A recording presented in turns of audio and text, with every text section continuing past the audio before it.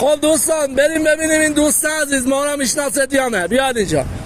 آقا خسته نباشید، خدا قوت. سلامت باشید. منم میشناسی؟ بله آقای نظام. بله. پیجامو داری؟ بزنم پیجام. بزنم این پیج ما رو داره. خب رمز داری. آره دوستان میبینید پیج مارا داره. حالا خب پیج مارا داره 1 میلیون دستی به من بده میدمت با یه چند رو دیگه 1 میلیون دستی بده. آره تو برعکس همه بلاگرها هم یکی 1 میلیون میده. میدم من و مگه بخوره بر من اسم پول ندارم هنو کار نکردم. من همین وضعش خوبه خدا بشه. من ندارم به خدا. 100 تومن ندستی؟ نه هیچی ندارم. پول یه پا کسی که همه میدم. ما پیجدم آنفالو میکنیم. برو بشین ما تو برو. 100 تومن برام 50 تومن نداری؟ ندارم گریه. بعضی از گوش نندی کارشون نمیشه بود.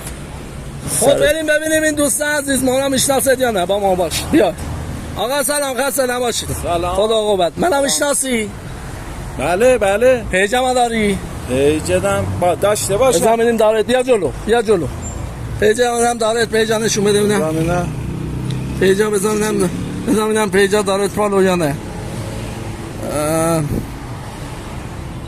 پیچرش خود ضعیفه. فالو دارد یا نه؟ بزنیم آره دوستان پیجا فالو دارد. میبینید که خب حالا که پیجا فالو داری 1 تومن دست به من بده. بیا با اون مرک با یعنی چه 1 تومن دست من میگه نمیدادن پول.